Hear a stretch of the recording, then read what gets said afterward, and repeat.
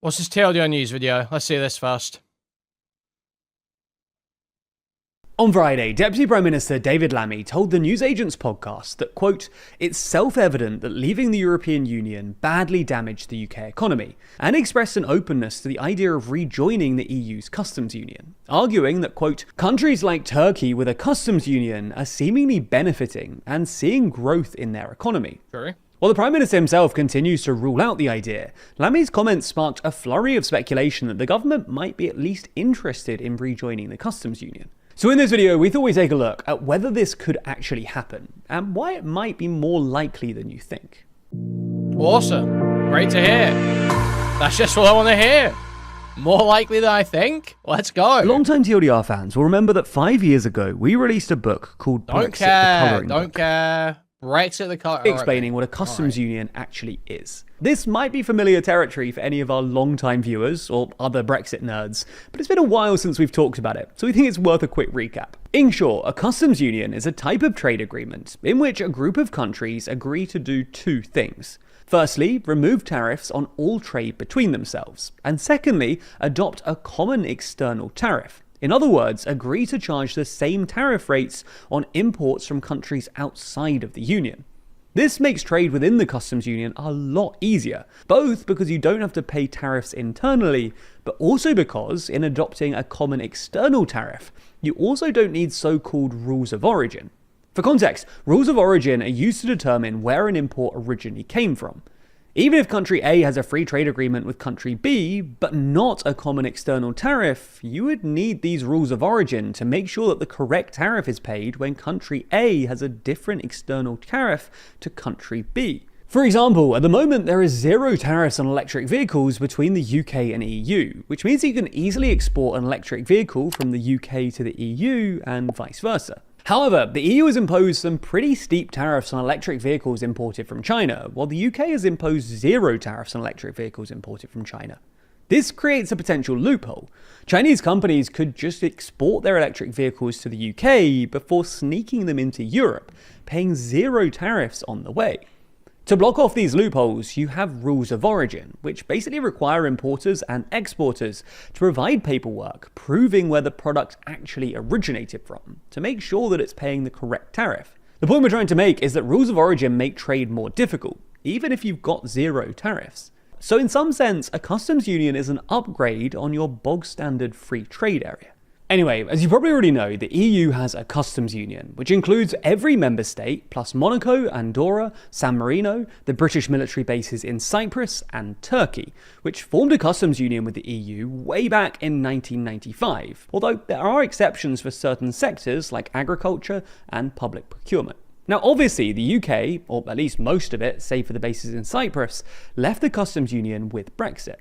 And to avoid an issue that's long proved politically difficult for Labour, since September 2023, Starmer has insisted that he will not rejoin the customs union, the single market, or the EU itself. However, in the past couple of weeks, a return to the customs union has started to look more and more likely. Aside from Lammy's comments, there are broadly 3 reasons to suspect that an eventual return to the customs union might be on the cards. First, the government has started to blame Brexit for the UK's economic woes. This became apparent last month in the run-up to the budget, when Starmer and Reeves started blaming Brexit for the UK's weak growth rate, which is one of the big reasons they felt the need to raise taxes. The logical consequence of this argument is that rejoining the EU, or at least parts of it like the customs union, would be the best way to get the UK's growth rate back up again. Which brings us nicely onto the second reason. The government is I've just watched podcasts talk about the national security thing. Desperate for economic growth. Starmer made this priority clear during his speech in Liverpool. To do all that, we need 3 things. Growth, growth, growth. Growth would be great for ordinary Brits, but also for public finances, because more growth means more GDP, which means a lower debt to GDP ratio. Somewhat unsurprisingly though, Starmer has found economic growth frustratingly hard to come by, and many of the government's hallmark policies are expected to push it in the opposite direction. According to the government's own estimates, for instance, many of the headline-grabbing policies in the Employment Rights Bill, including making it harder to fire workers, are expected to have a negative impact on headline economic growth, at least in the short term. To be clear, we're not saying that these policies are bad ideas, just that, according to their own calculations, they go against the government's stated priority of increasing the UK's growth rate. Rejoining the customs union, however, is a pretty surefire way of getting the UK's growth rate back up, not least because a number of recent academic studies have found that the negative impact of Brexit might have been even greater than we thought. A National Bureau for Economic Research paper published last month, for instance, found that Brexit cut the UK's long-term GDP by 6 to 8%, roughly double the 4% the OBR originally estimated. Another paper by the Centre for European Reform's John Springford found that without Brexit, the UK would have registered growth rates closer to those of the US, instead of basically tracking France and Germany. The third and final reason is that this government is uniquely responsive to polling. Literally brain dead fucking comment first here. Why not call them restrictive green initiatives? Because, first of all, they're cheaper in the long run. Second of all, we wouldn't see the benefits of increasing drilling and shit in the North Sea for like a decade if we started increasing now. And third of all, because we don't want to destroy the fucking world. And we're hoping that everyone else realizes that within the next 20 years or so. This strategy hasn't really worked well for the government so far. Chasing opinion polling has led to a number of implausible U-turns on things like immigration, and given way to a whole load of contradictory policies. Because, well, public opinion isn't consistent. Nonetheless, polling suggests that Brexit is now incredibly unpopular. Most Brits see Brexit as a failure, and only 31% think the UK was right to leave, according to YouGov. Consequently, 56% of Brits now support rejoining the EU. While this isn't going to happen anytime soon, 49% of Brits also support rejoining the customs union, compared to just 19% who oppose it. You get the idea. This government is very much led by what the polls say, and the polls say that rejoining the customs union is popular. Now, that's not to say that it's definitely going to happen. Starmer has continued to rule it out, and it's worth noting that the UK-EU reset isn't going brilliantly at the moment. It would also complicate the UK's recent trade deals, including with the US. Nonetheless, rejoining the customs union would be a popular way of boosting economic growth, and could start an argument with Nigel Farage where Labour would be on the right side of public opinion for once. This won't be enough to win back everyone though, and Starmer has a long way to go before 2029 if he wants to hold on to power.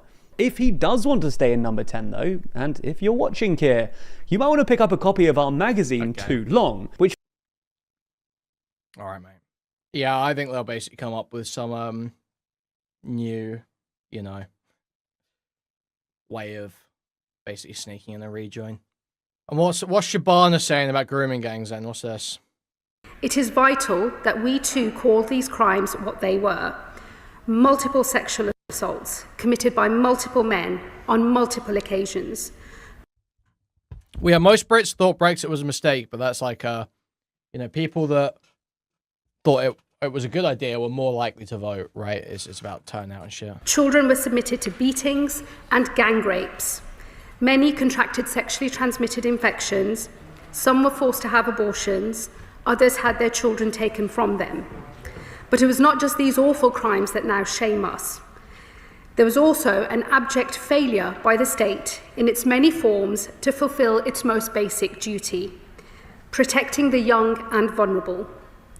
Worse still, some in positions of power turned a blind eye to the horror, even covered it up. Despite a shameful lack of national data, Baroness Casey was clear that in some local areas where data was available, and I quote, disproportionate numbers of men from Asian ethnic backgrounds were amongst the suspects. Like every member of my community who I know... See, it's like the difference, I hate it, man. Retard right-wingers literally just want you to endlessly virtue signal. Kemi goes on yesterday and is saying all this stupid shit about, or was it Kemi who said that? I can't remember. One of them said it on the panel. It's majority, groups yesterday is majority Muslims or whatever the fuck. But no, that's not what they said in the report. It was disproportionate. It's disproportionate. But everyone just wants you to say the most extreme thing about it at every point. It's so fucking gay. I am horrified by these acts. We must root out this evil once and for all. The sickening acts of a minority of evil men, as well as those in positions of authority who look the other way, must not be allowed to marginalise or demonise entire communities of law-abiding citizens.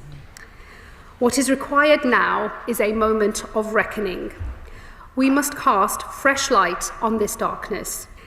The inquiry will be chaired by Baroness Anne Longfield. As many in this place will know, Baroness Longfield was the Children's Commissioner from 2015 to 2021. She has devoted her life to children's rights, including running a charity supporting and protecting young people and working for Prime Ministers of different political parties. In recognition of her service, Baroness Longfield was elevated to the Lords earlier this year. At that point, she took the Labour whip, which on taking up this appointment, she will now resign. The chair and panel will determine the other locations in due course, and no area will be able to resist a local investigation. These terms of reference are clear on a number of vital issues. The inquiry is focused specifically on child sexual abuse committed by grooming gangs.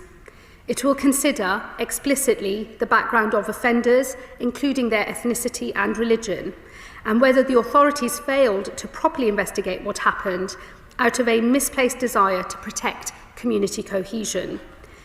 The inquiry will act without fear or favour, identifying individual... Guys, just one more inquiry, and we'll stop talking about this. One more inquiry and it'll be done. We're so close, guys. We're so close to an answer here. Institutional and systemic failure, inadequate organisational responses, and failures of leadership.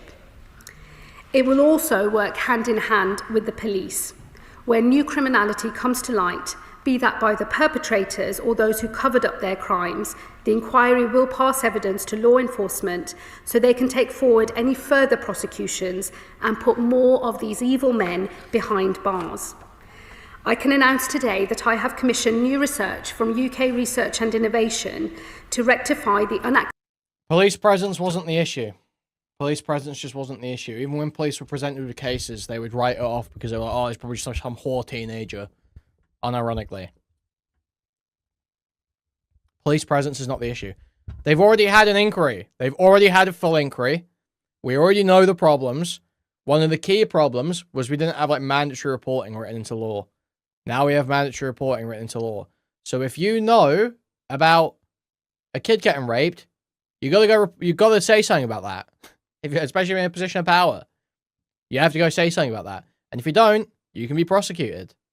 And that was like one of the key recommendations. We've now that Conservatives refused to implement it for years.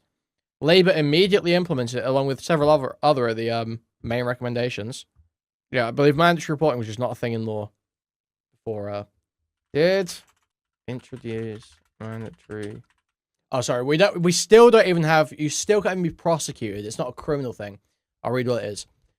Statutory duty to report child sexual abuse for certain professionals, and it carries professional sanctions like being banned from working with children if you fail to